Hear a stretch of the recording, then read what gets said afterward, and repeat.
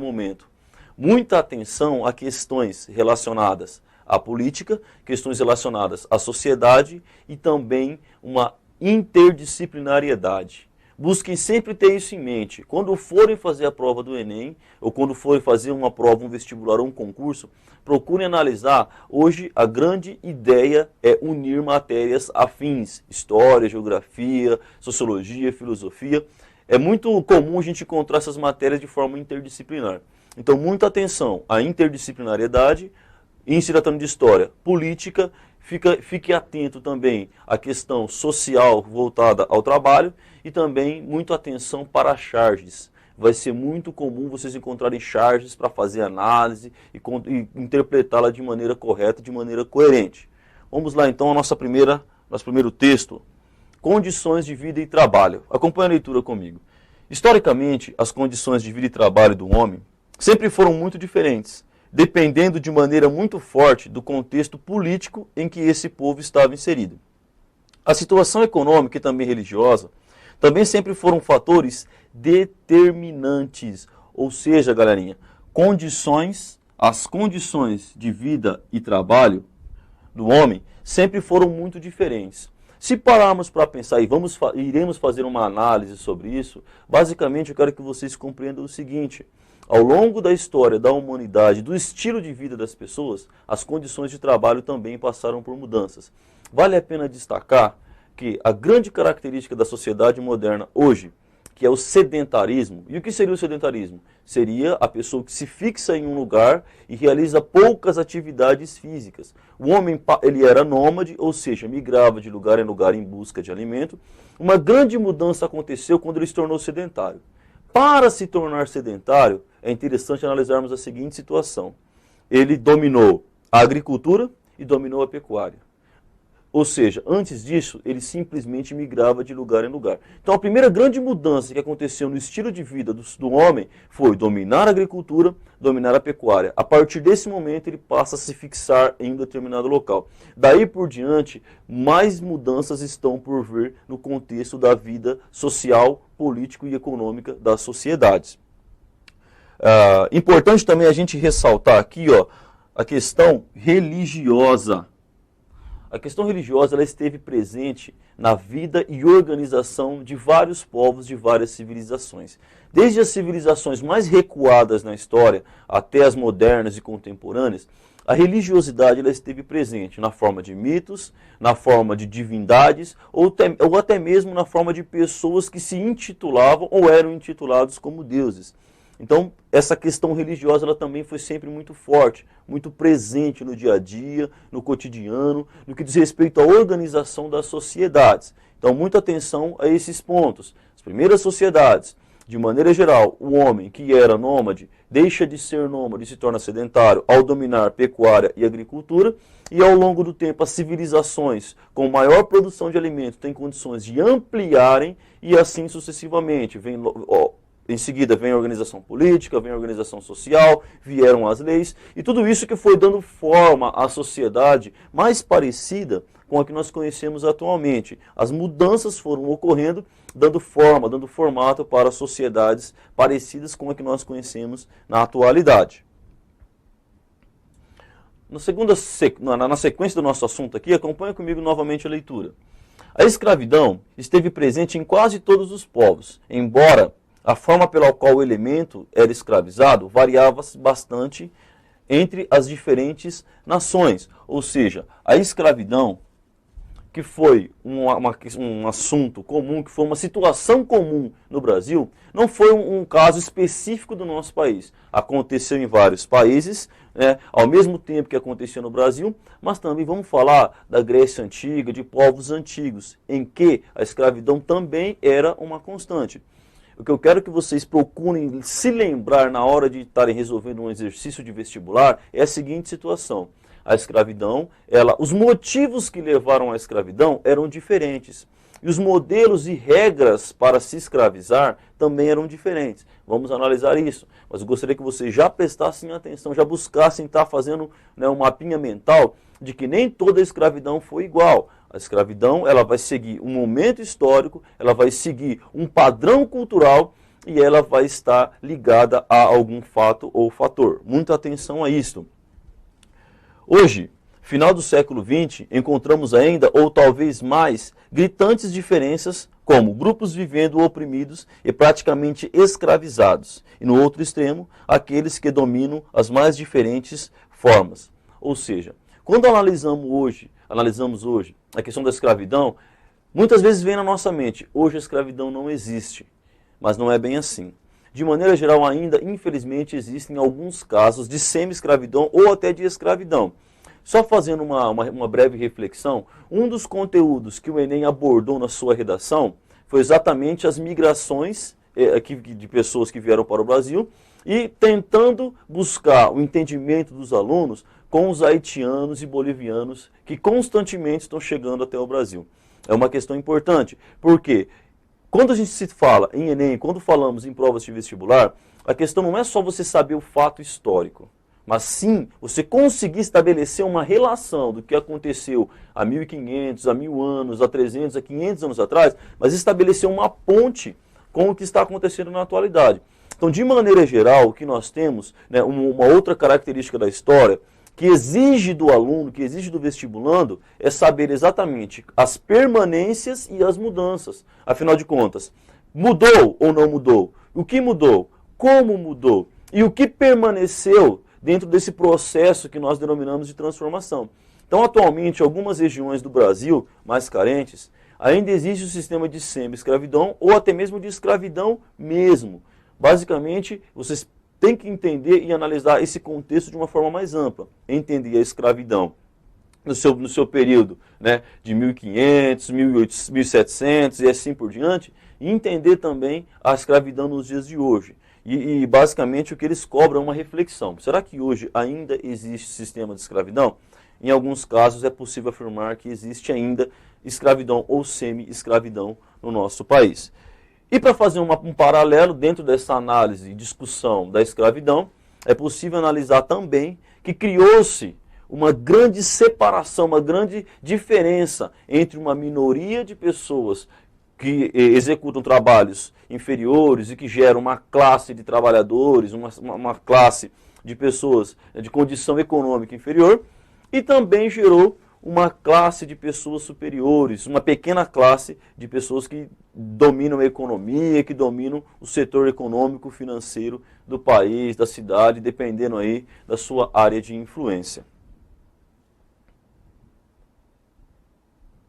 Vamos falar então, né, dentro dessa análise das condições de vida e trabalho. Já fizemos uma pré-análise.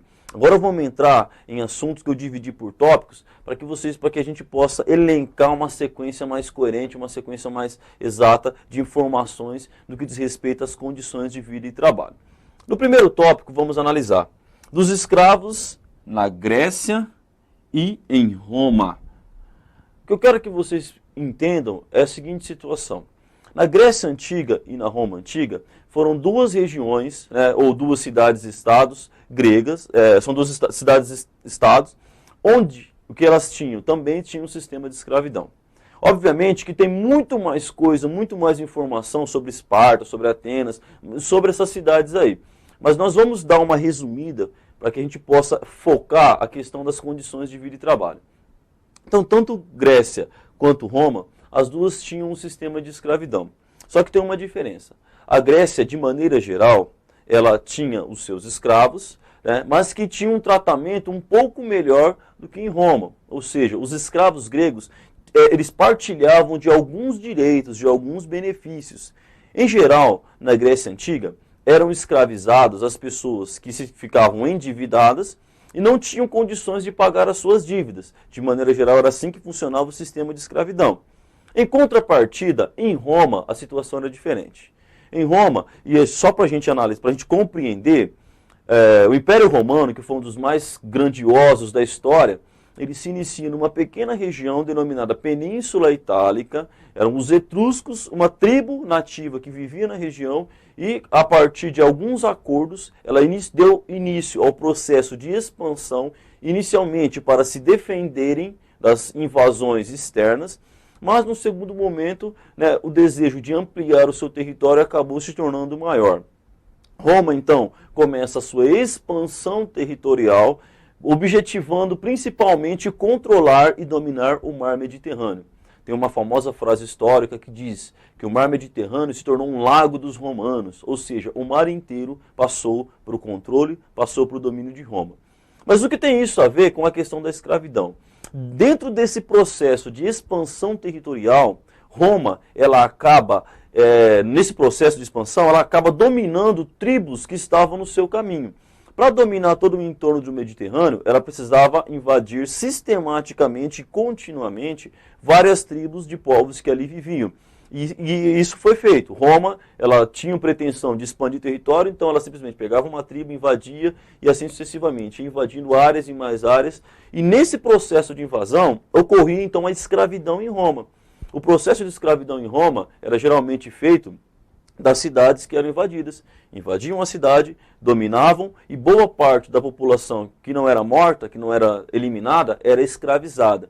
Então Roma foi gerando uma grande quantidade de escravos a partir do momento que ela ia expandindo o seu território. Basicamente, dando sequência na história, e aí tem a crise do Império Romano, Roma entra em crise, a gente conhece historicamente, dá início a um novo momento histórico, o período conhecido como Idade Média.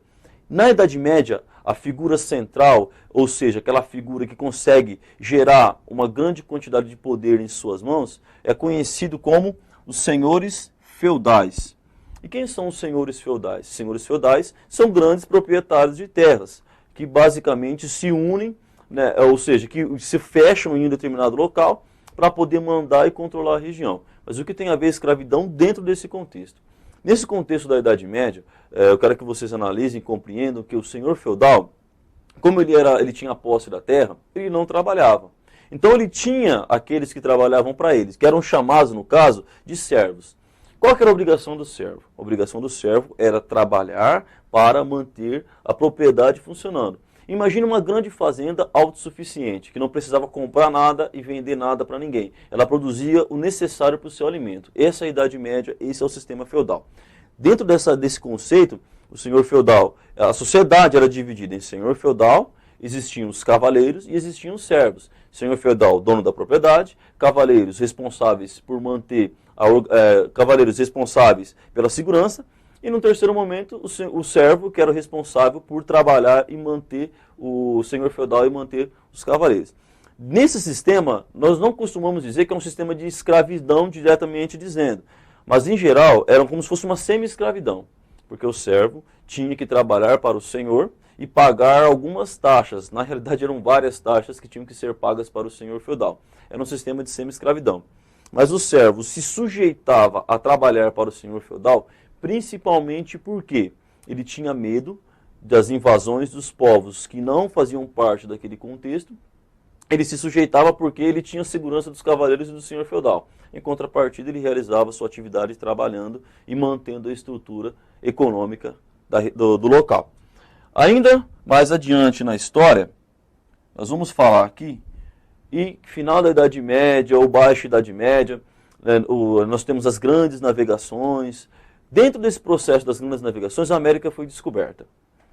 Em 1500, os portugueses aportam no Brasil, os portugueses chegam até o Brasil, e nessa chegada eles trazem consigo várias características, várias formas de vida, enfim, eles trazem toda uma cultura que vem com os europeus para o Brasil, transferem boa parte da cultura para o Brasil. Ao chegarem aqui, os portugueses não querem trabalhar eles mesmos. A ideia dos portugueses é exatamente uma fonte de riquezas, uma fonte de lucros, da mesma forma que os espanhóis.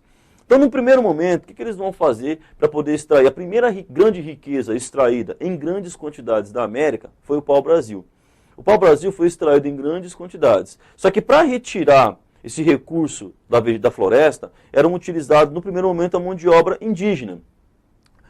Esse primeiro contato foi um contato mais tranquilo, foi um contato mais amistoso. Porém, com o passar do tempo e com a insistência dos portugueses em cada vez mais recursos e recursos, os índios foram criando uma certa resistência em relação aos portugueses.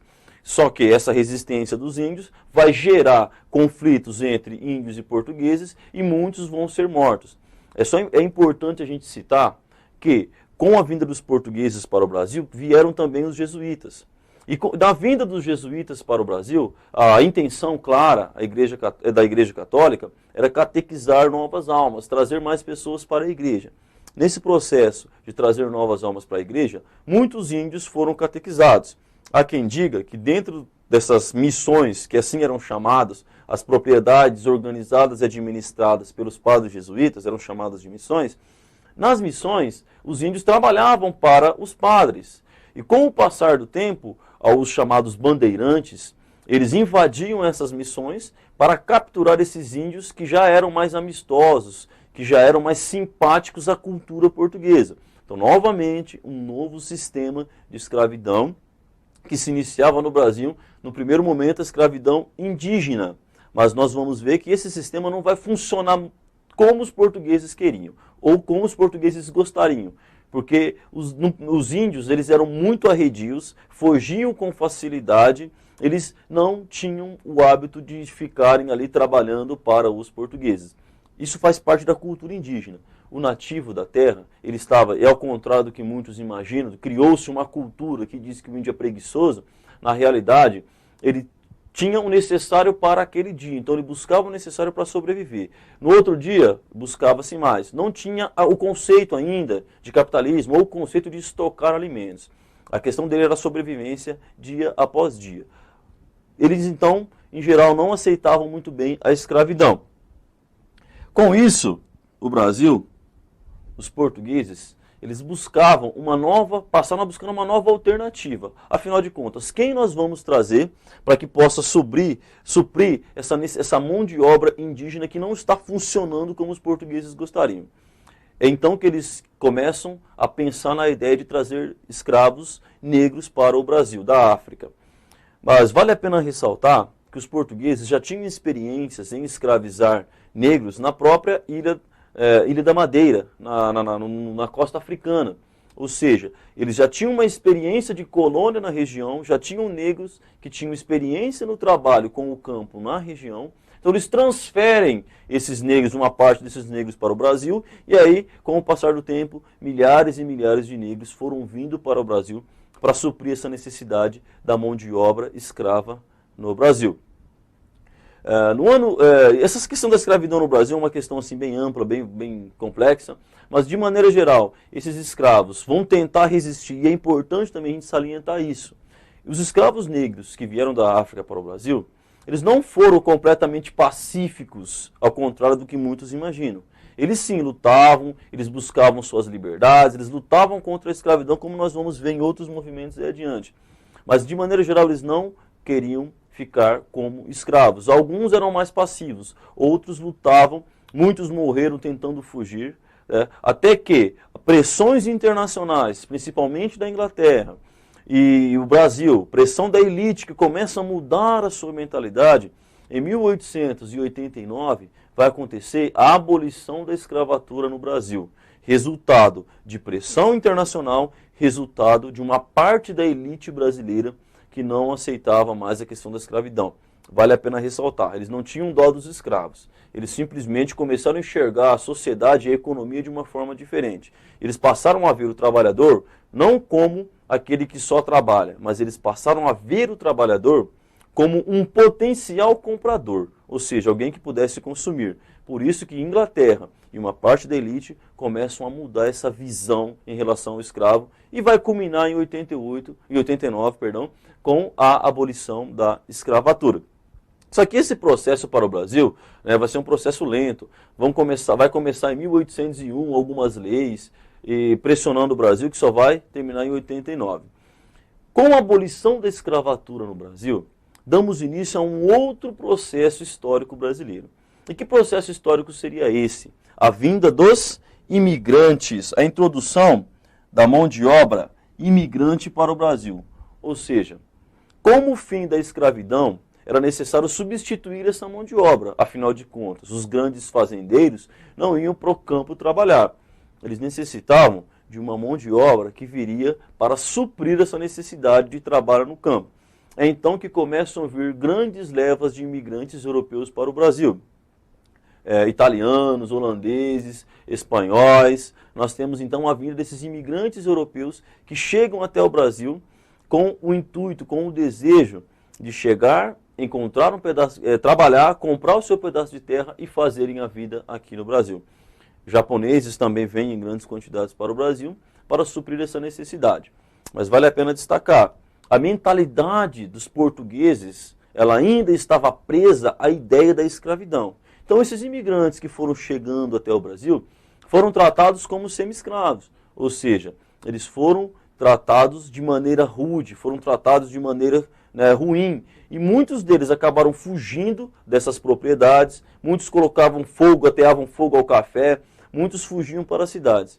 E é aí que nós damos origem ao novo processo que ocorre no Brasil, ou seja, a nossa indústria. A industrialização brasileira, ela está intimamente ligada à questão da abolição da escravatura, ela está ligada à Primeira e Segunda Guerra Mundial, mas ela está ligada também à questão da mão de obra imigrante que veio para o Brasil. Afinal de contas, os países europeus já tinham uma tradição em produzir por meio de indústrias, por meio de fábricas. Com essa transferência desses imigrantes para o Brasil, eles trazem consigo suas experiências, dando início assim, junto com um conjunto de fatores, à industrialização brasileira. Então foi importante a vinda desses imigrantes para o Brasil para que pudesse também alavancar, impulsionar o processo de formação, o processo industrial brasileiro. E aí, quando se forma essa nova criação, essa nova fase da história brasileira, é importante salientar que quando os imigrantes vêm para as cidades e começam a dar início a esse processo de formação industrial, as fábricas timidamente começam a surgir nas principais capitais, São Paulo e Rio de Janeiro, é necessário, então, a criação de algumas normas, de regras, de leis trabalhistas. A mentalidade do patronato brasileiro, ela custou a mudar, ou seja, foram mais de 400 anos de escravidão, depois vieram os imigrantes. Quando começa a surgir a classe dos operários, dos trabalhadores, os portugueses não tinham o hábito de ceder, de dar direitos, ou a mentalidade dos patrões que se criou no Brasil foi uma mentalidade que não estava habituada a ceder, a dar valores, a simplesmente dar direitos aos trabalhadores. Surge então, no contexto brasileiro, os nossos operários. No século XX, é importante vocês lembrarem que a industrialização brasileira ela demora um pouco mais para começar. Enquanto a Inglaterra, que é o berço da Revolução Industrial, já tinha começado o processo das indústrias, aqui no Brasil isso demorou um pouco mais para acontecer.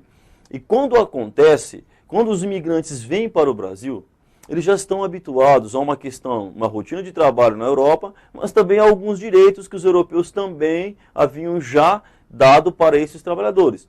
Ao chegarem no Brasil, eles ajudam a montar essa indústria, mas os direitos ainda não são uma constante na vida dos operários brasileiros. Mas essa mão de obra começa a se dinamizar no século XX, começa a melhorar essa questão da industrialização e o surgimento dos operários no Brasil por volta do século XX.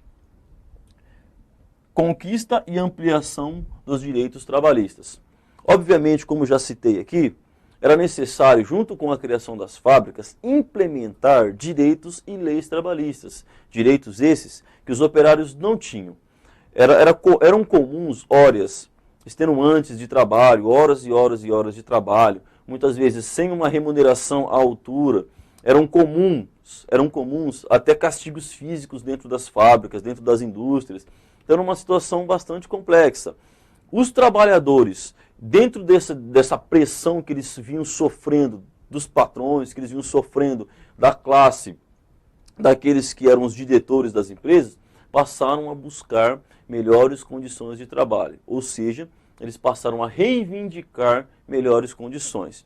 Então é nesse contexto que a gente começa a perceber algumas leis trabalhistas que ainda não foram efetivadas. Mas os operários, eles começam a buscar melhores condições, começam a exigir melhores condições de trabalho, que vão se seguir alguns anos até que essas leis possam ser organizadas e possam ser dados realmente direitos aos trabalhadores brasileiros. As condições de vida e trabalho, os boias-frias. Só fazendo um paralelo com a atualidade, Os boias-frias, é importante destacar que eram uma constante em tempos passados, mas que é comum também nos dias atuais. É comum nós percebermos, dentro da sociedade atual, ainda pessoas que saem de suas casas, que vão trabalhar no campo em temporadas de colheita, temporadas de safra. É importante que vocês destaquem também o movimento sazonal que ocorre no Nordeste brasileiro. No Nordeste tem um movimento que é muito típico ali da região.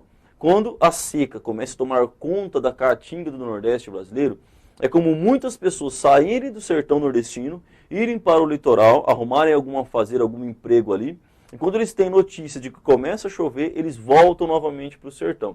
Então isso só como referência para que vocês possam analisar essa questão do boia fria, essa questão do trabalho. O boia fria, como você já deve ter ouvido falar, é aquele cara que sai de sua casa com a sua marmita, vai para o campo, ali ele trabalha até o horário do almoço, se alimenta, boia fria porque a comida já está fria até o horário do almoço.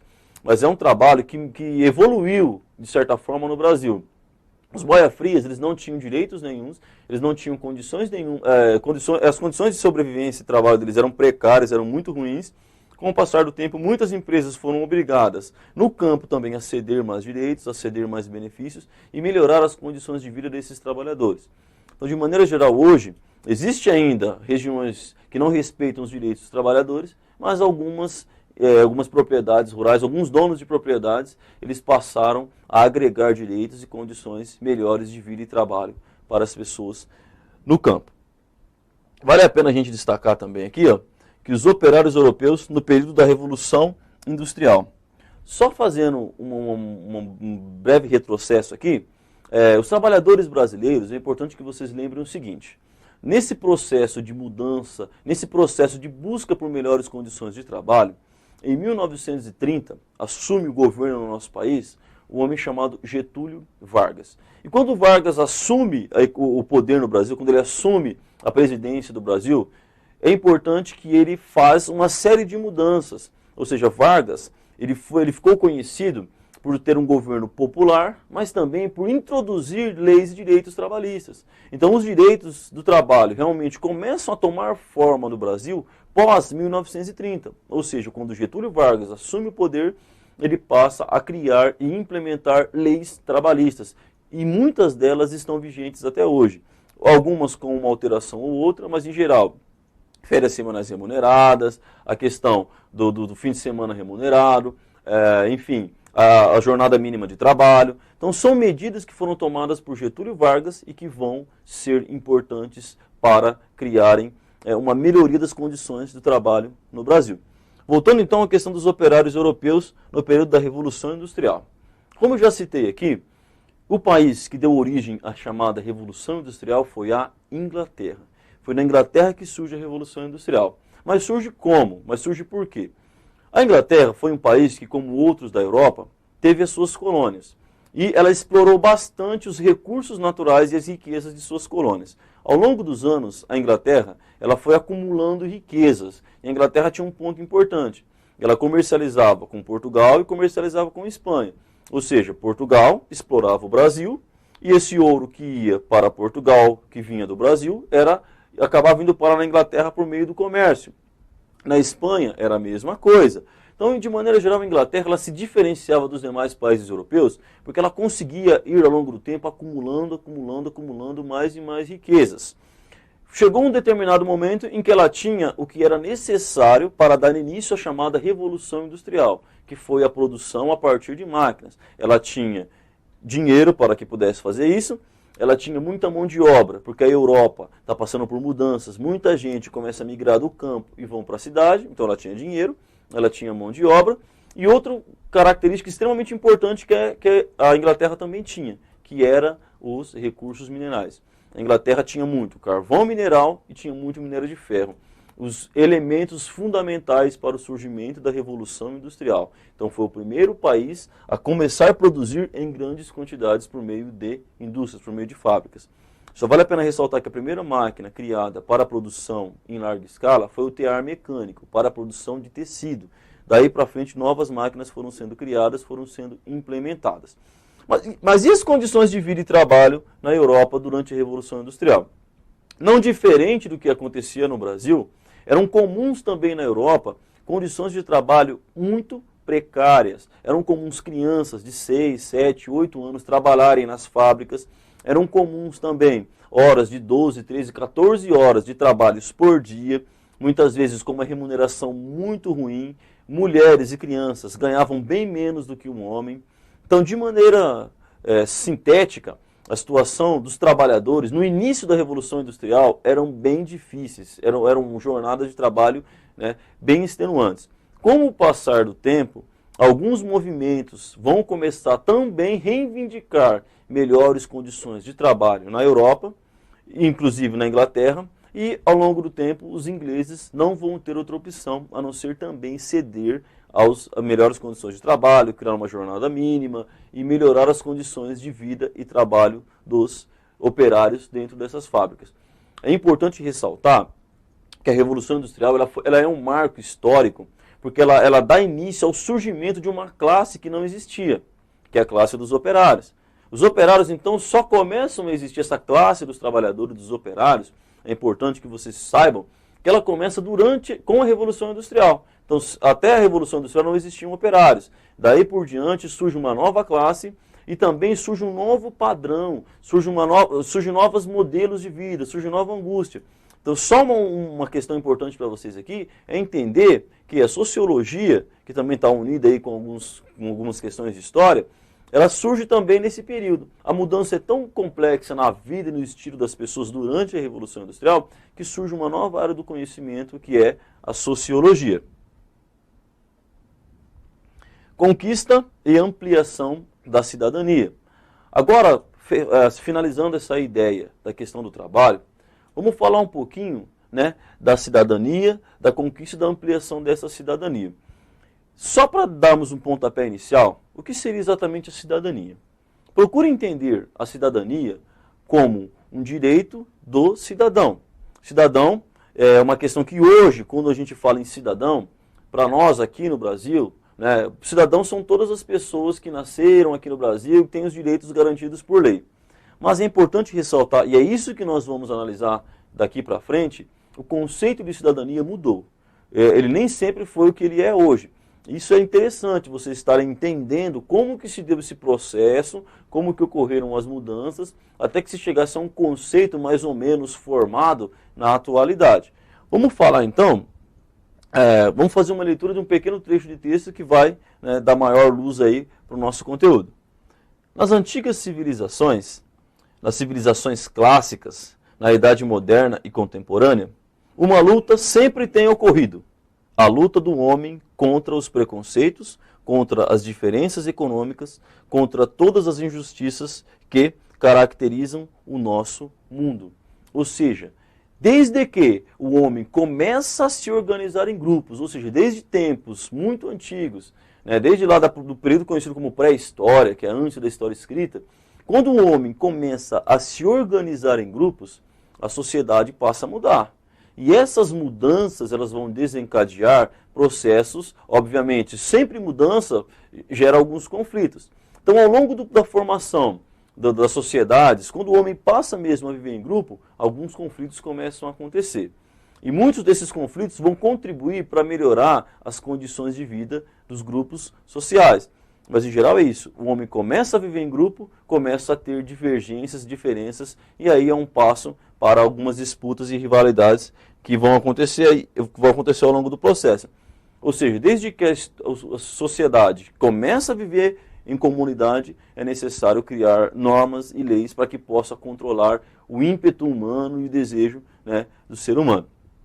Mas, dando sequência aqui ao nosso assunto, a cidadania em Atenas, ou seja, gostaria que vocês entendessem que cidadania, que cidadão, né, como eu já disse, hoje ela tem um conceito. Mas recuando na história, vamos voltar lá na Grécia Antiga, nos gregos, a cidadania, né, mais especificamente na cidade de Atenas, vamos falar um pouquinho da cidadania.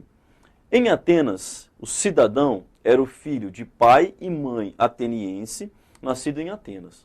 Ou seja, em Atenas, o cidadão ele tinha direitos. Quais eram os direitos do cidadão? De participar da política, ele tinha direito de votar, ele tinha direito de escolher, de se candidatar a um suposto cargo político, ele podia então dar a sua opinião no Senado entre os políticos.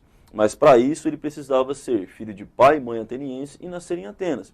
Então isso mostra que a cidadania, inicialmente, quando ela começa a se desenvolver, quando começa a criar esse conceito de cidadania, temos que entender que em tempos passados, nem sempre todas as pessoas que nasciam em um determinado país eram considerados cidadãos. Então, na Grécia Antiga, em Atenas, cidadão era filho de pai e mãe ateniense. Isso conferia uma série de direitos. Em geral, como essas cidades eram formadas por um misto de outras pessoas que vinham de outros lugares, era comum, então, que esse grupo de cidadãos fosse um círculo pequeno, não fosse um círculo fechado. Em contrapartida, só fazendo, né, uma análise, uma reflexão, outra cidade-estado importante da época, além de Atenas, era Esparta. Em Esparta, é importante que vocês analisem que em Esparta a situação da sociedade era diferente. Enquanto que em Atenas nós tínhamos a questão da participação política, em Esparta as sociedades eram organizadas para a luta, para a batalha. Tem uma frase que diz que Esparta era um acampamento militar.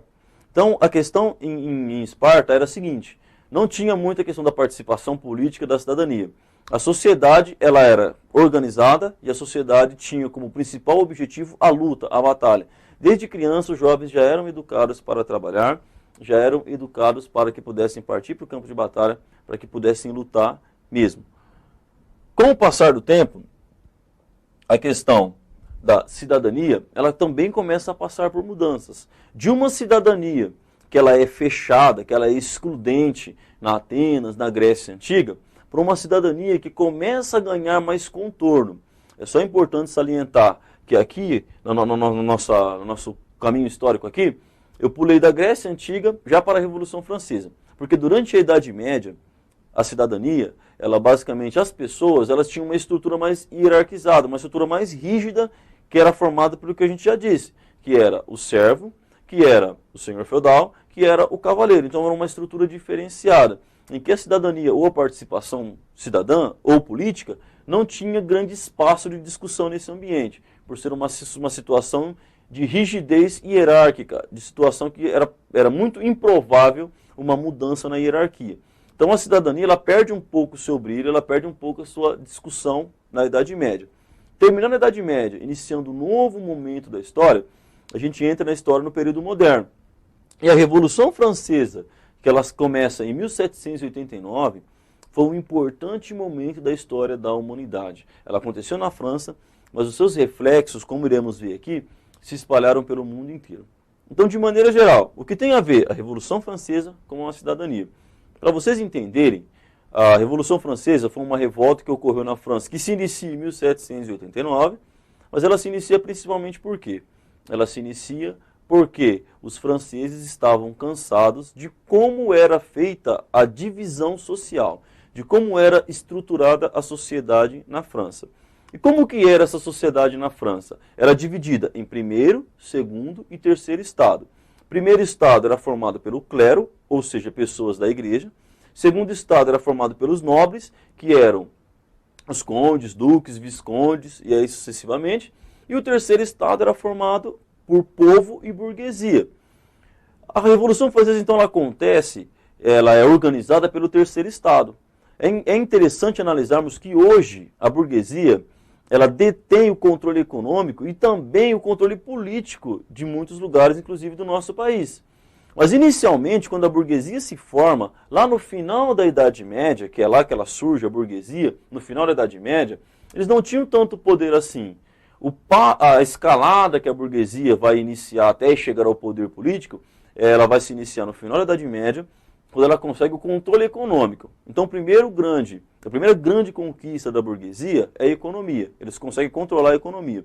Daí para frente, eles começam a buscar também, né, a sua participação política, que eles não tinham. Então, durante a Revolução Francesa, é que eles começam a passar a lutar por melhores condições, que eles começam a passar a lutar por uma situação melhor de vida. Então, na Revolução Francesa, o terceiro estado, que era formado por povo e burguesia, começam a questionar essa estrutura de poder. Afinal de contas, e era comum também que somente o terceiro estado pagasse os impostos no período antes da Revolução Francesa. Então, o clero e a nobreza não pagavam impostos, enquanto o povo e a burguesia eram obrigados a pagar vários impostos e manter aquela estrutura de poder, mantendo os nobres e mantendo o clero, o que gerou ao longo do tempo um descontentamento. É importante lembrar também que a Revolução Francesa ela é o resultado de vários fatores, mas a gente está concentrando a nossa análise, a nossa reflexão nessa questão aqui da cidadania. Com o passar do tempo, ocorre a Revolução e ela vai ter vários processos, e entre esses processos, eles vão ter a conquista dos direitos civis. Ou seja, é lógico que depois de um longo processo, depois de lutas, depois de embates e debates, a sociedade francesa ela extingue a famosa divisão do primeiro, segundo e terceiro estado. Então, a sociedade ela começa a se tornar, os direitos começam a se tornar mais sensíveis, os direitos começam a se tornar mais próximos daquelas pessoas. Ou seja, aquela tradição de religiosidade que impunha um certo status, aquela tradição de nobreza que conferia uma garantia para aquelas pessoas, passam a ser deixadas um pouco de lado, dando espaço aos cidadãos. Então surgem os direitos civis, que são direitos que todos devem ter. E nessa linha, a gente percebe aqui também que o que está acontecendo lá na Europa, como eu disse, também começa a ter uma influência aqui no nosso país. Então, para vocês entenderem, enquanto em 1789 estava acontecendo a Revolução Francesa, no Brasil, né, a gente percebe aí que começava a se espalhar aquela ideia que deu origem à Revolução Francesa de maior igualdade e direitos civis, ela vai se espalhar pelo mundo e vai chegar até o Brasil. No nosso país, ela vai ser a inspiração de vários movimentos. Entre esses movimentos, e prestem bastante atenção, porque a Inconfidência Mineira é um dos movimentos mais importantes para o nosso país, que geralmente é cobrado em muitos vestibulares, a Inconfidência Mineira foi um movimento que esteve influenciado pelos ideais da Revolução Francesa e que deram origem também a movimentos de contestação no Brasil. Só para vocês entenderem, a Inconfidência Mineira acontece em Minas Gerais. O motivo que levou os inconfidentes a quererem questionar a autoridade do Brasil foi inicialmente relacionado aos impostos. Para vocês entenderem, o Brasil foi colonizado por Portugal e ao longo desse processo que ele foi colonizado, muitas coisas foram acontecendo. Foi descoberto o ouro na região de Minas Gerais. No momento inicial, quando o Brasil foi descoberto, não tinha ouro. Não foi descoberto. Com o passar do tempo, foi descoberto. Com a descoberta desses metais preciosos, os portugueses transferiram a capital, que estava no nordeste do Brasil, para o Rio de Janeiro, e ali para eles poderem controlar diretamente o ouro que era extraído da região das Minas Gerais. Este ouro, o governo de Portugal exigia que fosse cobrado vários impostos desse ouro. Com o passar do tempo, e é um processo natural, as quantidades de ouro começaram a diminuir, só que o governo português queria receber a mesma quantidade em impostos. Muitos grandes proprietários começaram a atrasar esses impostos, dando origem, então, ao que ficou conhecido como cobrança da derrama. A derrama era a cobrança de impostos atrasados. As pessoas, com medo dessa cobrança de impostos, começaram a se organizar. E inspirados pelo ideal iluminista, que, entre outras coisas, nós temos liberdade, igualdade e fraternidade, que esteve presente na Revolução Francesa, também esteve presente na formação da sociedade da Revolução da Inconfidência Mineira. Eles queriam liberdade, igualdade e fraternidade. Essa influência ideológica, ela vai motivar o pessoal de Minas Gerais a tentarem, a se organizarem para tentar lutar para proclamar a independência brasileira. Então era essa a ideia, não pagar os impostos atrasados para Portugal e também proclamar a independência do Brasil. Era essa a ideia. Nesse processo, a gente comemorou recentemente o feriado, né, Joaquim José da Silva Xavier, o chamado Tiradentes, que aconteceu com ele. Foi o único que teve a execução realizada. Outros também foram punidos com punição que deveriam ser a morte. Mas como esse movimento, em partes, né, mas a maioria, os maiores componentes da Inconfidência Mineira, foram a elite brasileira, eles tiveram a misericórdia, né, da realeza, da nobreza portuguesa, e o único que morreu no conflito foi Tiradentes, se tornando um símbolo da democracia brasileira, aquele que realmente um mártir que lutou pela independência do Brasil. Isso está ligado também ao conceito de cidadania, ou seja, Tiradentes se tornou esse símbolo por tentar lutar pela proclamação da independência brasileira, ou seja, eles queriam que o Brasil não fosse mais ligado a Portugal. Fato que só vai acontecer em 1822 por motivos distintos do que aconteceu na Inconfidência Mineira. As transformações no papel da mulher, né, na família e na sociedade. Com os processos de mudanças, também é importante salientar que a mulher, desde a formação da sociedade, as mulheres tiveram, em geral, um papel secundário. Lógico que não foram assim em todos os povos, todas as organizações sociais. Mas, de maneira geral, muitos países tinham uma tradição de os homens simplesmente organizarem a sociedade e as mulheres funções secundárias, funções domésticas, cuidar dos filhos. Então, no início da própria formação do Brasil, as portuguesas mulheres nem vieram para o Brasil.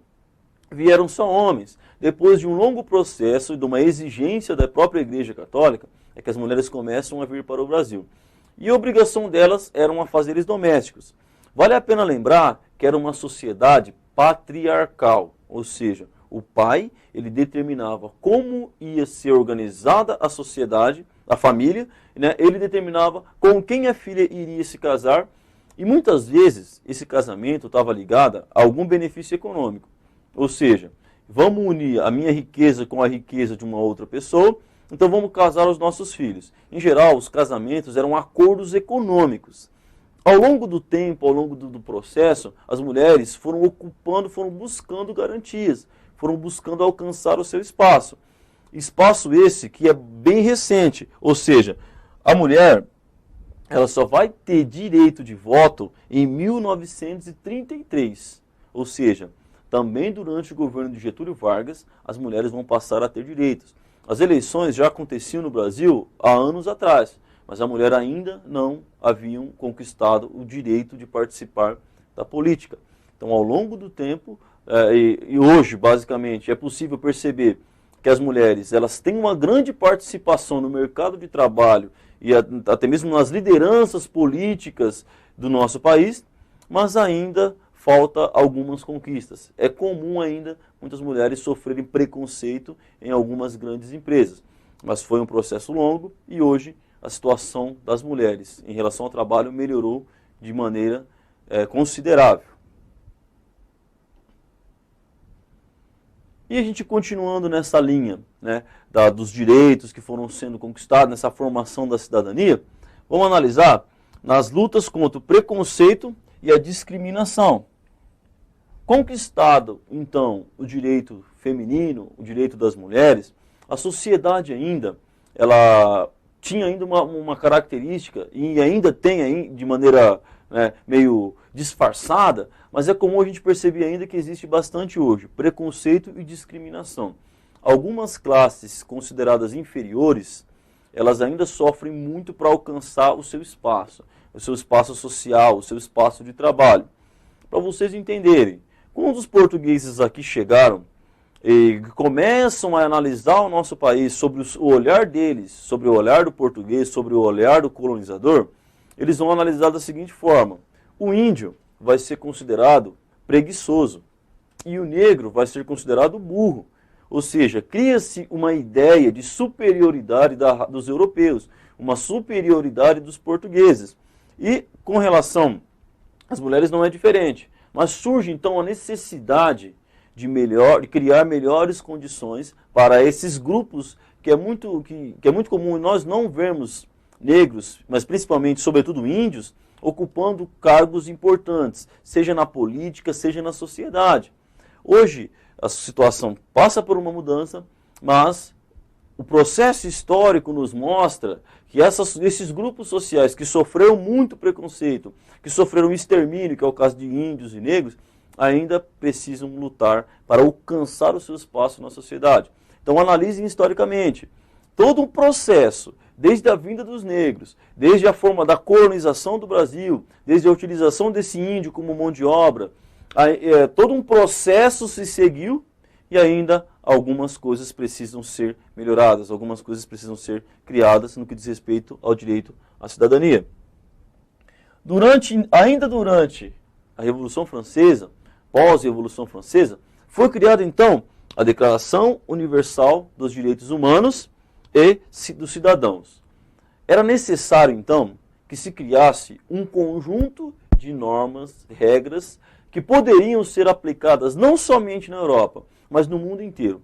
Então grandes pensadores se organizam, grandes pensadores se estruturam com o intuito de pensar uma declaração, um conjunto de normas, um conjunto de regras, um conjunto de leis que pudesse ser aplicado a um país, mas que pudesse também ter um fator de amplitude, que pudesse alcançar vários lugares do mundo. Essa Declaração Universal dos Direitos do Homem e do Cidadão, até hoje é comum em muitos países se inspirarem nesse modelo para criarem as suas normas, para criarem as suas leis. E ela foi o fruto de um processo de revolução, ela foi fruto de um processo de mudança, fruto de um processo de transformação em que um grupo social se sentia explorado, se sentia humilhado e passou então a lutar, a buscar uma forma de se organizar, uma forma de viver em que alguns direitos deveriam ser comuns a todas as pessoas, sendo ela branco, índio, negro, branco, pardo, enfim, era necessário criar uma evolução que não levasse em consideração característica física da pessoa, mas que levasse em consideração um aspecto humano. Então há uma grande evolução neste sentido. E ainda também, na evolução da questão da cidadania, surge, em 1990, 1991, começa a se discutir um outro ponto importante, que é o Estatuto da Criança e do Adolescente, que também é um conjunto de regras e normas que predetermina algumas coisas que estão ligadas à criança e questões ligadas ao adolescente.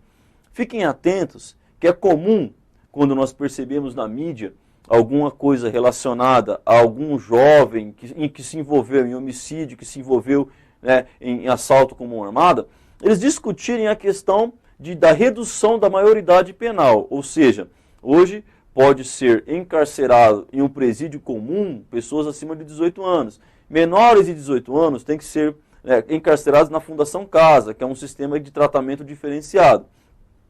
Isso só vai mudar alguma coisa a esse respeito, se for mudado o Estatuto da Criança e do Adolescente.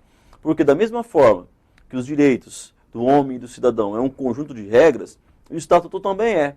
E muitas vezes está previsto ali formas de punição, formas de tratamento, e também está previsto no Estatuto da Criança e do Adolescente como o adolescente deve ser tratado. Ou seja, sem ser explorado, a idade mínima para se começar a trabalhar. Ou seja, foi uma evolução no que diz respeito aos direitos de trabalho da criança e do adolescente. Vale a pena ressaltar que a criança, hoje nós entendemos a criança como diferenciado de um adulto. Ou seja, são fases que o ser humano passa. Fase de criança, pré-adolescência, adolescência, adulto, idoso, enfim. Até 100 anos, cerca de 100 anos atrás, não existia essa ideia de que a criança ela é diferenciada de um adulto. Então, muitas vezes, quando a gente vê na Revolução Industrial crianças de 8, 9 anos trabalhando, eles já imaginavam que a criança ela era igual ao adulto e tinha que trabalhar igualmente. Então, o Estatuto da Criança foi uma evolução muito grande e foi importante para entender a mentalidade das crianças e entender que a fase que ela está vivendo, ela predetermina algumas ações e atitudes da mesma. Então, por isso é importante salientar que o Estatuto veio para agregar vários conceitos ligados à criança e ligados ao adolescente.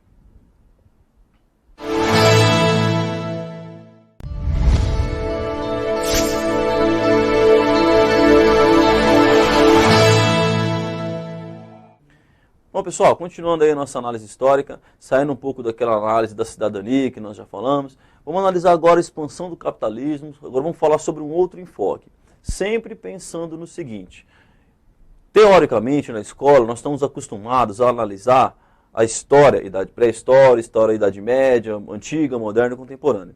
A proposta que eu elaborei para essas aulas é tentar sair um pouco daquela linha histórica e analisar um conteúdo de lá para cá, ou seja, do início da sua formação, do que permaneceu e das principais mudanças. Então vocês vão perceber que eu não estou ficando muito fixo naquela questão de idade média, só de idade média, de idade antiga, só idade antiga, moderna, só moderna. Eu estou fazendo um mistão, eu pego um determinado assunto e analiso ele sobre os vários momentos históricos que ele aconteceu. Então fica atento a isso.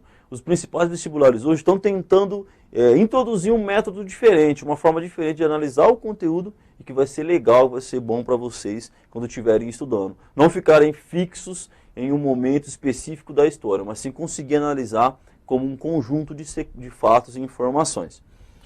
Expansão do capitalismo no Brasil a partir do final do século XIX e expansão dos ideais liberais.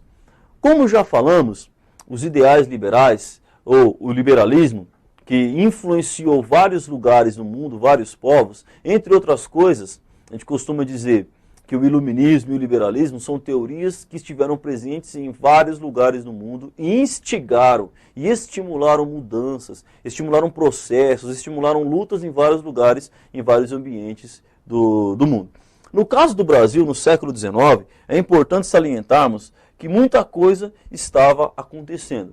Só quero que você entenda, para situar no momento histórico, o Brasil, que começa seu processo de formação lá com o descobrimento, em 1500, com a vinda dos portugueses, cria-se toda uma longa tradição no nosso país, é também comum a gente perceber que o nosso país ele acaba se influenciando e passando por momentos diferenciados.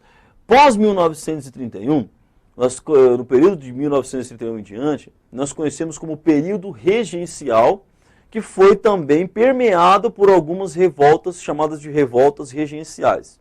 Mas afinal, o que foi esse bendito período regencial? O nosso país ele teve tipos diferentes de governo. Só para resumir, Brasil colônia, quando o Brasil era governado por Portugal, mas não tinha nenhum nobre aqui no Brasil. 1808, a família real vem para o Brasil, Napoleão Bonaparte pressiona Portugal de um lado, a Inglaterra pressiona Portugal do outro lado, eles acabam vindo parar aqui no Brasil. 1808, o Brasil começa a ser governado, né, a sede do governo se transfere para o Brasil, que vai durar mais ou menos, até 1821. A família real fica no Brasil até 1821, Dom João VI, Dona Maria, família real. Bom, em 1821 a família real retorna a Portugal também por pressão portuguesa, por pressão inglesa. A elite brasileira queria que a família real permanecesse, mas ela resolveu voltar para Portugal. Ficou a cargo do poder aqui no Brasil, em 1821, Dom Pedro I, que vai abdicar do trono em função do seu filho, ou seja, a situação política que estava começando no Brasil era bem tensa. Ou seja, Dom Pedro I era extremamente autoritário. Era uma pessoa que impunha suas vontades, não dando ouvidos à sociedade brasileira. Com isso, ele passou a ser cada vez mais pressionado internamente e também fatores externos vão fazer com que Dom Pedro I ele abra a mão do trono para que Dom Pedro II, que ainda era uma criança, pudesse assumir o trono. Então, nesse espaço de tempo em que Dom Pedro I abdicou do trono e até que o filho dele pudesse ter idade suficiente para assumir o trono, o Brasil foi governado por regentes, por isso chamado de período regencial. Foi um período da história brasileira em que os regentes tomaram conta do nosso país. Foram duas regências trinas, duas regências compostas por 3 pessoas e duas regências una. O padre Antônio Feijó foi um dos mais conhecidos regentes da história brasileira. Então, nesse período chamado de período regencial, algumas revoltas se iniciaram. Para vocês entenderem, a grande essência das revoltas que aconteceram nesse período estiveram ligadas principalmente a fatores sociais, fatores políticos e fatores econômicos. A sociedade não tinha direito de participar ativamente da política e de outras coisas. Existia uma elite que explorava muito as camadas mais inferiores e a economia do país estava em frangalhos. Então esse misto de situações vai fazer com que o nosso país ele passe por um intenso processo de mudança, de transformação, e a sociedade começa a se organizar. A sociedade, a gente costuma dizer que aquele movimento da Inconfidência Mineira, que já citamos, né, no momento anterior, ela também vai ficar ali engasgada e outros movimentos posteriores vão surgir também inspirados naquele modelo, inspirado nos ideais do iluminismo, do liberalismo. Entre essas revoltas, nós destacamos aqui, e vamos fazer uma breve análise, uma breve citação de cada uma delas, a cabanagem que aconteceu no Pará. A cabanagem, ela foi organizada inicialmente por uma parte da elite do Pará e por pessoas mais simples, pessoas mais pobres. Por isso o nome cabanagem, cabanos, pessoas que moravam em cabanas. O movimento expandiu, eles conseguiram tomar a capital, eles proclamaram a independência, o primeiro governo cabano, depois o segundo e terceiro governo cabano. Mas quando o movimento começa a expandir e outros ideais começam a fazer parte da cabanagem, entre esses ideais, o fim da escravidão, a elite que fazia parte do movimento, ela sai, ela se distancia do movimento e ficam só pessoas mais pobres, pessoas mais simples do movimento. Com a saída da elite do movimento, o governo ele toma uma providência mais radical e os autos históricos dizem que milhares de pessoas foram assassinadas a sangue frio no meio da mata. Pouquíssimas pessoas restaram dessa revolta que aconteceu. Então foi uma revolta no Pará que teve inicialmente a participação mais popular, uma parte da elite que depois sai do movimento e o movimento termina com um massacre de centenas de pessoas. Outro movimento também de caráter mais popular, com uma pequena participação da elite, foi a balaiada que aconteceu, né, na região nordeste do Brasil. A balaiada, como o próprio nome já diz, era organizada, né, por artesãos, por pessoas simples, pessoas comuns, que também estavam reivindicando melhores condições de vida. Ou seja, eles estavam reivindicando que o governo desse mais atenção às aflições e aos problemas das pessoas da região. Da mesma forma que aconteceu com a cabanagem, a balaiada do governo foi incisivo. O governo atuou com extrema violência, dizimando milhares de pessoas e também pondo fim a um outro movimento social que se iniciava no Brasil, que se formava naquele período. Eram momentos turbulentos. Norte se revoltando, Nordeste se revoltando, e como vamos ver também outras regiões do Brasil passando por mudanças, tentando reivindicar principalmente melhores condições. Outro movimento que acontece também, né, é a chamada Sabinada, que acontece na Bahia, né? A balaiada acontece no Maranhão, Sabinada acontece na Bahia. Outro movimento, só que a Sabinada ela foi arquitetada pela elite que morava, né, nas cidades, pela elite urbana que tinha na região. Elas organizaram o movimento, passaram então a discutir melhores condições, sempre buscando melhores condições. Sempre buscando alternativas para o excessivo poder e controle do governo. A ideia era essa, melhorar as condições da população. O movimento também foi sufocado pelo governo, não houve extrema violência como nos demais, porque era a elite que fazia parte da organização. O movimento foi sufocado e não tiveram prosseguimento no que diz respeito aos direitos. Dando sequência também, outro movimento aqui foi importante. Entre as revoltas regenciais, a Guerra dos Farrapos, que começou no período regencial e só vai terminar quando a regência já não existia mais, foi uma das revoltas mais importantes da história do Brasil. Ela aconteceu na região da região do sul do Brasil, começou no Rio Grande do Sul, depois passou até Paraná e Santa Catarina, nessas regiões. Mas foi um movimento, o nome é um nome pejorativo, Guerra dos Farrapos, como dá a ideia de pessoas pobres, maltrapilhos. Mas na verdade não. A Guerra dos Farrapos foi organizada pela elite gaúcha, por grandes fazendeiros gaúchos, que reivindicavam a redução dos impostos sobre o charque, que é a carne salgada que eles vendiam aqui no Brasil, e também a redução do preço do sal, que era a principal matéria-prima para a produção de charque. Eles estavam sofrendo bastante com o charque que vinha do Uruguai. Compensava mais aos brasileiros comprar o charque uruguaio, era mais barato comprar o charque que vinha do Uruguai do que comprar o charque dos gaúchos, o que fazia com que a produção gaúcha ela perdesse mercado no Brasil. Então eles começam o seu processo de reivindicação. As reivindicações elas são diversas, mas as principais são a redução dos impostos. Os gaúchos também querem, ao longo do processo, eles já querem a separação, ou seja, eles querem separar a região sul do restante do Brasil. Eles querem se tornar independentes do Brasil. E também, outro motivo importante da Guerra dos Farrapos, eles querem ter direito de participar da política. A política ainda estava fechada a pequenos círculos, ainda escolhidos diretamente pelos regentes ou escolhidos, num segundo momento, pelo rei. A participação política popular era quase inexistente no nosso país. Então a Guerra dos Farrapos, e por que ela foi a mais importante? Porque ela foi extensa e foi a Guerra dos Farrapos, a única das revoltas regenciais que tiveram suas reivindicações aceitas. Ou seja, não houve a separação do Brasil, mas eles conseguiram ter direito de participação política e eles conseguiram a redução do preço do charque. Por isso que é uma das revoltas mais importantes da nossa história. Porque ela foi o único movimento do período que conseguiu as suas reivindicações, que tiveram aceitas. Isso só foi possível porque era uma elite que estava no comando da revolta e tinha condição financeira de se manter por vários e vários anos lutando contra o poder central brasileiro, que se encontrava na época no estado do Rio de Janeiro.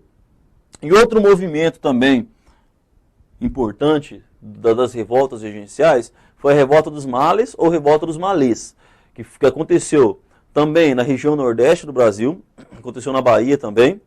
Essa revolta ela é importante porque ela tem um aspecto religioso. Malês eram os negros escravos islamizados. Em geral, quando os negros vinham da África para o Brasil, eles traziam junto consigo sua cultura, sua religião, né, seus credos. Os malês eram um grupo de negros que vieram e que eram muçulmanos. Por serem muçulmanos, por serem da religião muçulmana, eles sabiam ler e escrever, porque eles tinham que ler o Alcorão. Então eles tinham uma forma de se organizar, eles tinham uma forma de enviar informações para os demais companheiros. Eles estavam planejando uma revolta, uma rebelião e tomar o governo central da cidade. Mas o que aconteceu? Existiam alguns negros infiltrados dentro do movimento que acabaram delatando o movimento. Antes de estourar a revolução, os negros foram pegos, foram encarcerados, alguns foram assassinados, pondo fim então ao movimento. Fica aí então gravado, as revoltas regenciais, a Guerra dos Farrapos foi a única que conseguiu, né, as suas reivindicações. As demais, de maneira ou outra, sempre foram duramente censuradas, duramente perseguidas pelo governo central. Dando sequência às mudanças que começam, que estão em curso no nosso país, é importante analisar também a questão da escravidão, que foi um assunto que nós já citamos aqui, né, da introdução da mão de obra escrava no Brasil, por conta da não adaptação do índio no trabalho escravo. Então vieram os negros. E esses negros, como eu também já citei, eles não foram tão sensíveis à escravidão. Eles sim, em muitos momentos lutaram. A Revolta dos Malês é um clássico exemplo de que eles se organizavam para lutar, de que eles tentavam, que eles buscavam uma forma de fugir da escravidão. Eram comuns fugas em massa dos negros. E aí a gente cita a questão dos quilombos, né? O mais importante foi o Quilombo dos Palmares, o líder Zumbi dos Palmares. E ainda hoje existem muitos remanescentes de quilombos que ainda tentam sobreviver com sérios problemas, com sérias dificuldades no nosso país. Resquícios daquele período ainda da escravidão, né? E alguns são descendentes diretos de escravos e que vivem ainda em áreas de quilombos. Mas é importante que vocês compreendam que começa a se criar toda uma pressão internacional com respeito à escravidão no Brasil, que vai culminar com a abolição da escravatura em 1889. Mas, em geral, o que acontece é que a mentalidade da sociedade começa a mudar.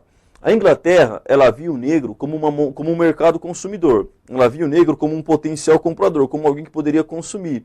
Então, a Inglaterra, desde a vinda da família real para o Brasil, em 1808, ela vem pressionando o governo brasileiro para acabar com a escravidão. Passado esse período da vinda da família real para o Brasil, começa-se então a própria elite brasileira começa a pensar também em uma forma de acabar com a escravidão. Parte da elite paulista, ela estava sim interessada, não foi todo o Brasil que queria o fim da escravidão, mas parte da elite paulista. Por quê?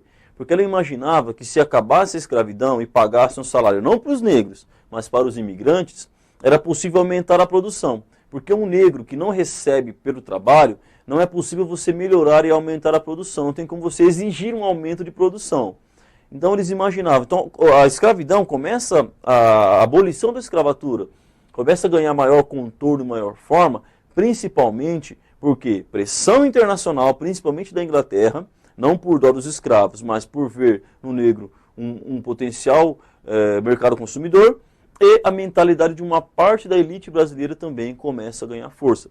Outro fator importante, a Guerra do Paraguai, que acontece na região que basicamente Brasil, Argentina e Uruguai lutam contra o Paraguai, é um outro fato importante. Ao final da Guerra do Paraguai, muitos negros lutaram na guerra. Muitos fazendeiros que tinham os filhos convocados para lutar na guerra, eles acabavam enviando escravos no lugar dos seus filhos. Então a Guerra do Paraguai, de maneira geral, foi feita por negros e índios.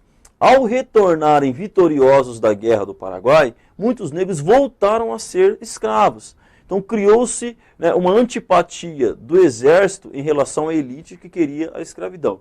Não tinha outro caminho. Então percebo que começou a gerar uma série de pressões, parte da elite paulista, o exército e pressões internacionais, começam a criar toda uma pressão para que o governo abolisse a escravidão no nosso país. Foram criados então, na verdade, como eu disse para vocês, desde 1808, a Inglaterra vem pressionando o Brasil. Leis e mais leis foram sendo criadas. A Bill Aberdeen, depois Lei da 60ª, Lei Eusébio de Queiroz, todas leis que nós costumamos dizer leis paliativas.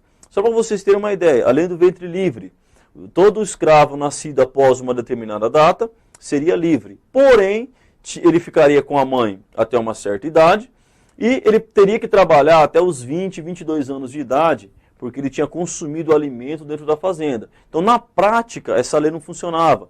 A lei da 60ª ou da sexagenária era uma lei que todo escravo, após os 60 anos de idade, deveriam ser libertados. Mas pouquíssimos escravos chegavam aos 60 anos de idade com condições. Então, também era uma lei paliativa.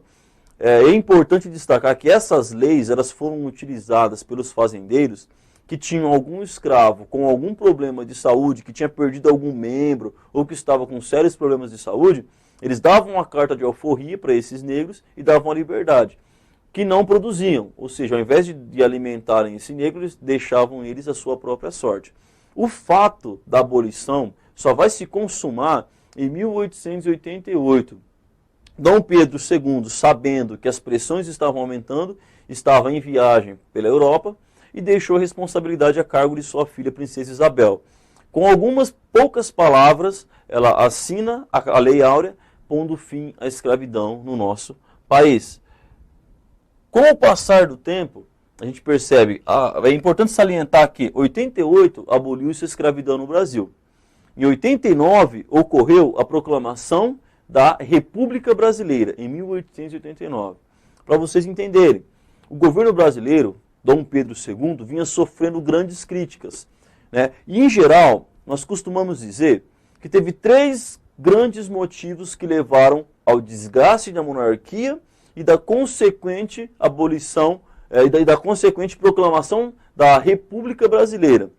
Primeiro motivo, já citei aqui, o exército descontente com a escravidão e descontente com a forma na qual o exército era tratado pelo rei. O exército não tinha reconhecimento, existia a guarda imperial, que era a guarda oficial do rei, mas o exército não tinha papel importante na participação e decisão política, nem no cotidiano da vida pública brasileira. Então o exército volta da Guerra do Paraguai fortalecido e começa a reivindicar melhores condições de trabalho.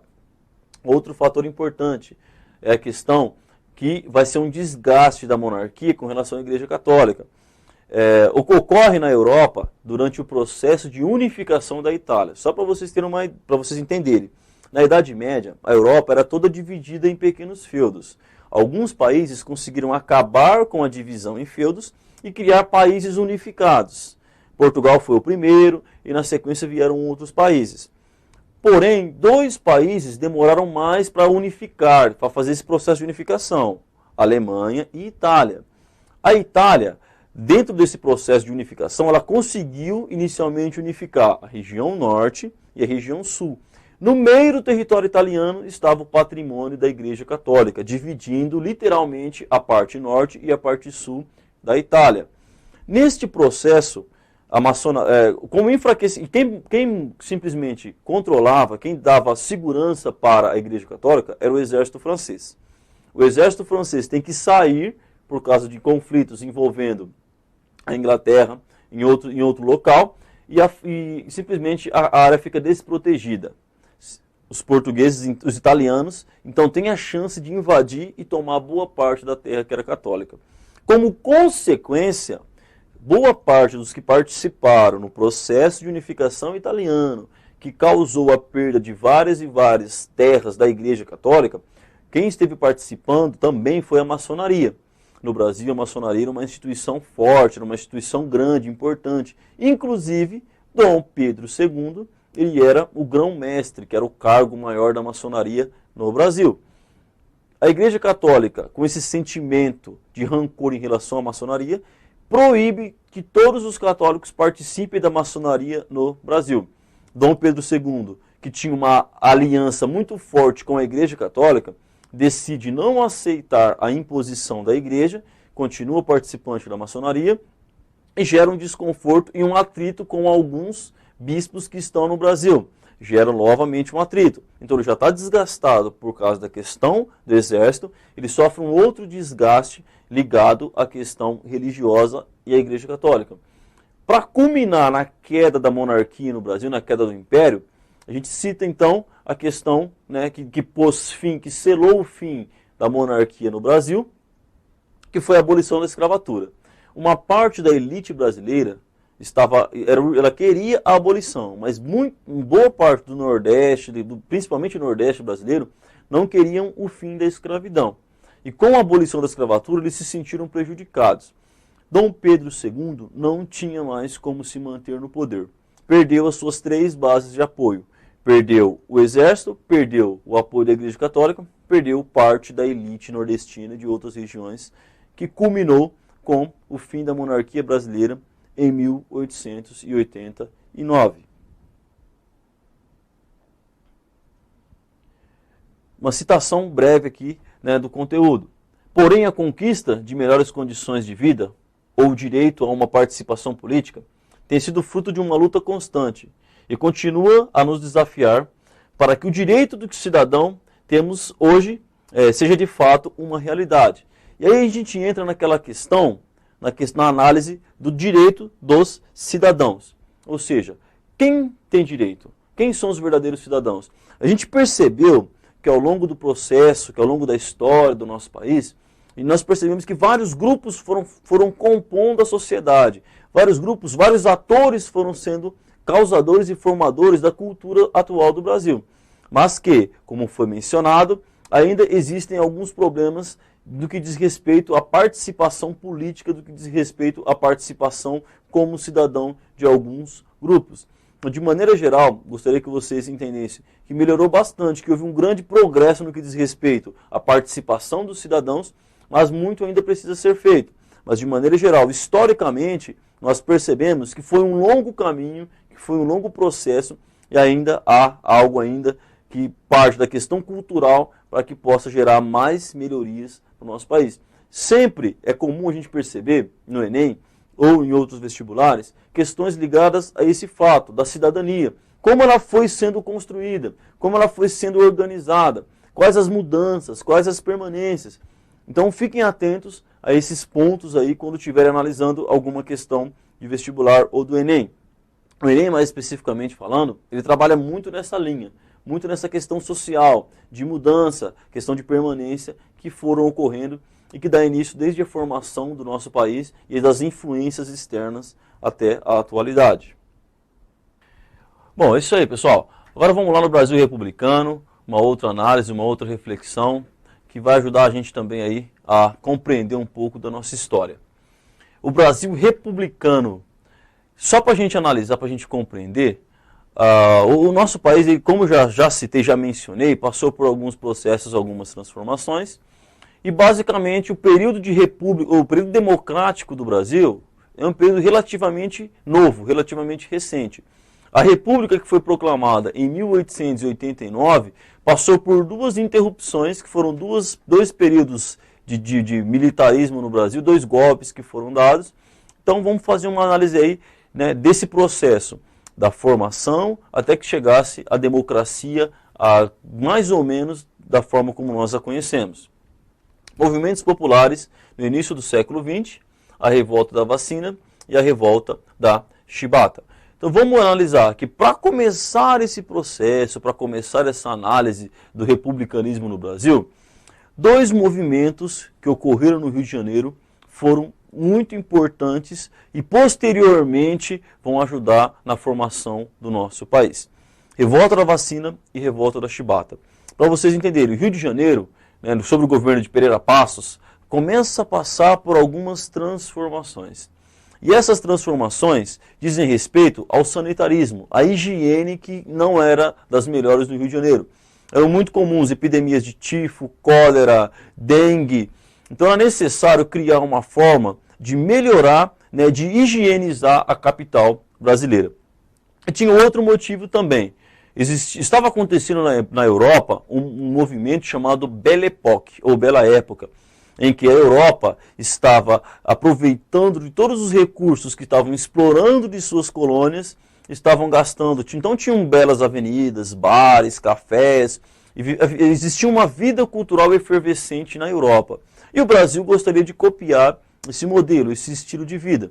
Então criou-se um projeto para reurbanizar o Rio de Janeiro, para melhorar as características do Rio de Janeiro. Só que as pessoas não queriam que acontecesse essa mudança, porque o governo simplesmente chegava, derrubava os cortiços, expulsava as pessoas e não as indenizava. Muitas foram parar nos morros, muitos foram parar nas favelas, nos morros, dando origem às favelas aqui no nosso país. Tentando se organizar para resistir às mudanças que o governo estava impondo, as pessoas acabaram indo para as favelas e uma outra parte acabou tentando se organizar. Surgiu então a chamada revolta da vacina. E por que revolta da vacina? Porque o governo, para tentar acabar com essa epidemia, para tentar higienizar o Rio, também instituiu a vacinação obrigatória. As pessoas eram obrigadas a serem vacinadas, mesmo sem a sua vontade. Não houve um trabalho de consciência, mas sim um trabalho de imposição. Vamos derrubar as casas, vamos alargar, construir belas avenidas, uma cidade bonita do ponto de vista estético, modelo, seguindo o modelo europeu, e vamos vacinar o povo para acabar com as doenças.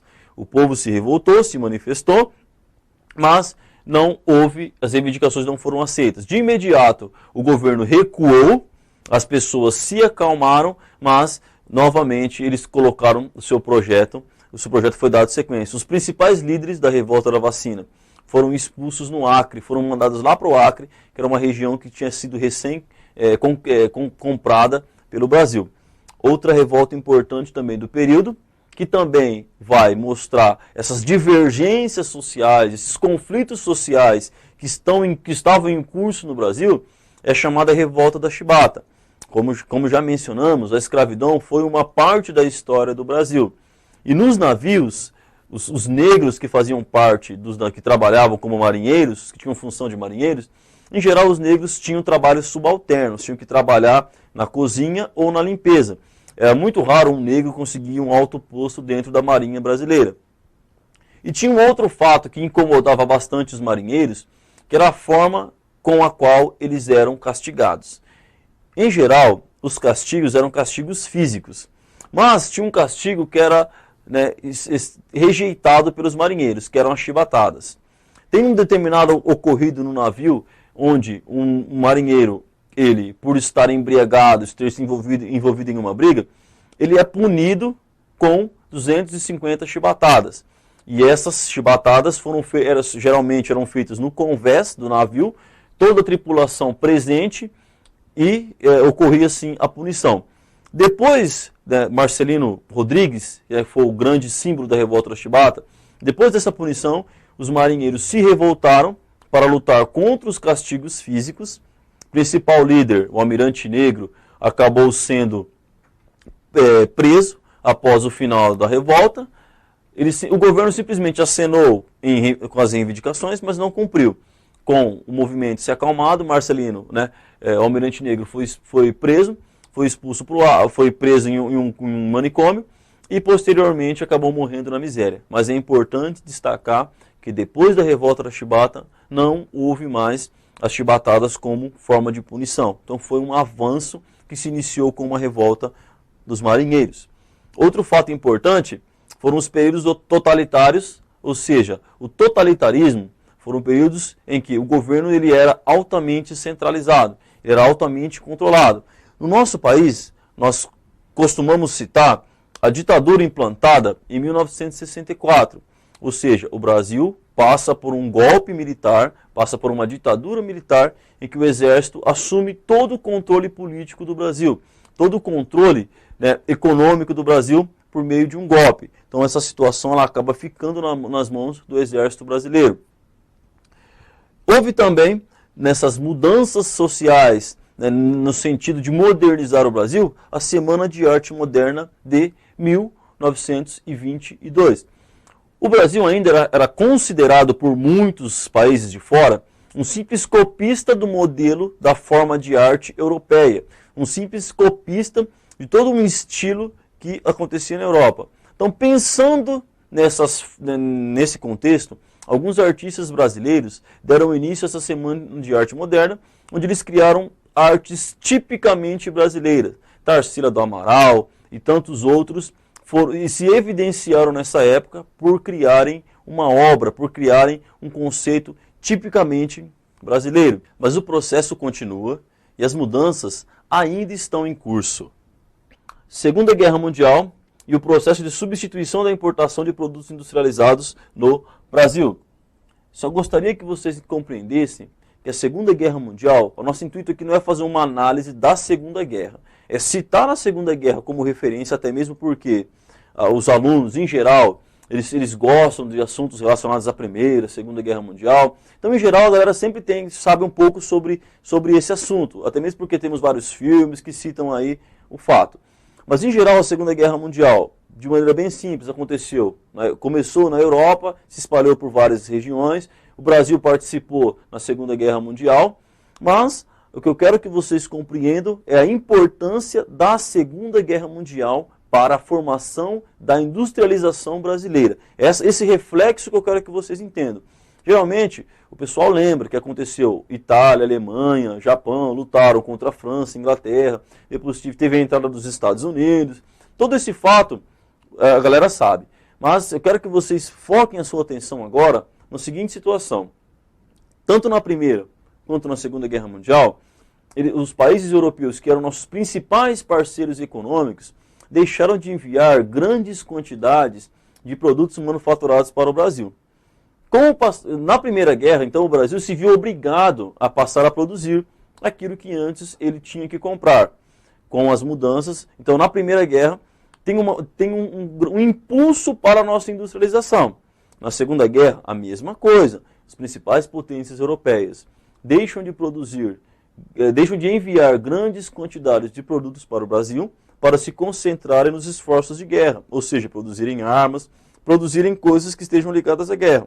Então, para o Brasil, esse fato foi importante porque impulsionou a nossa industrialização. Nós tivemos exemplos de pessoas, como o Barão de Mauá, que tentou começar a produção industrial no Brasil, mas que não teve sucesso porque esbarrou numa elite agrária, numa elite agrícola. Com as guerras, por mais que a elite quisesse continuar sendo uma elite monocultora, uma elite agrária, surge a necessidade de diversificar a produção no Brasil. Sair um pouco daquela questão do campo e da monocultura. E é importante salientar que o Brasil ainda hoje é um país agrário. As nossas principais exportações ainda estão ligadas ao setor agrícola. Mas esse impulso industrial se inicia, tem mais força, na verdade, durante a Primeira e Segunda Guerra Mundial. Então fique atento a essa análise, a essa reflexão da Segunda Guerra, como movimento mundial, mas como um influenciador da industrialização brasileira. O Brasil teve que produzir aquilo que antes ele comprava, aquilo que ele importava de fora. E a gente salienta também aqui, para analisar dentro desse processo das mudanças no Brasil, a gente vai destacar também que o Brasil passou por alguns períodos, por algumas mudanças. E vamos falar um pouquinho agora do processo de redemocratização. Para vocês entenderem, o Brasil, e isso é importante porque a gente está comemorando aí, recentemente, a questão da ditadura militar que aconteceu no Brasil, que durou de 1964 até o final de 1984. Então foram 20 anos de ditadura militar no Brasil, o que gerou uma série de problemas de conflitos. Em geral, a ditadura foi um governo dos militares, que deram um golpe, depondo o presidente Jango. João Goulart foi retirado do poder, o governo brasileiro foi feito pelos militares e não tinha participação política. Não tinha direitos a voto, não tinha direitos, né, de escolher os seus representantes. Os brasileiros não tinham direito de escolher os seus representantes políticos. A nossa questão aqui não é analisar o que exatamente foi as pessoas que perderam suas vidas, mas que foi um movimento que limitou a democracia no Brasil por 20 anos. Com o passar do tempo, alguns grupos tentaram lutar e reivindicar a redemocratização do Brasil, não tiveram sucesso. Muitos foram perseguidos, surgem movimentos armados contra o governo, que vão ser duramente perseguidos pelo governo, mas que em geral, né, só vai acontecer, isso é importante, a reabertura política do Brasil, quando o exército entende que era necessário, que estava no momento. Então, né, de maneira bem gradual, o país começa a passar por um processo de mudança, por um processo de transformação, culminando em 1985 com a redemocratização. E é importante salientar o movimento das diretas já. E o que foi esse movimento das diretas já? Esse movimento das diretas já foi o povo, já no final, na época do final da ditadura, se manifestaram, foram às ruas e pediram para que ocorresse a abertura política do Brasil. Foi um movimento de centenas e milhares de pessoas que foram para as ruas pedindo. É muito comum a gente ver fotos, cartazes de pessoas nesse momento, nesse período, reivindicando melhores condições, reivindicando que o Brasil voltasse a ser uma democracia e que as pessoas tivessem direito de participar da política. Bom, galera, gostaria que vocês analisassem, então, procurassem ser mais versáteis no que diz respeito a estudos para vestibular, analisassem a questão, não o fato isolado, mas procurem fazer uma reflexão, uma análise, uma avaliação total. Desejo a vocês boa sorte, bons estudos e tenho certeza que vocês vão se dar muito bem nas provas de vestibulares que vocês irão prestar. Boa sorte, até a próxima.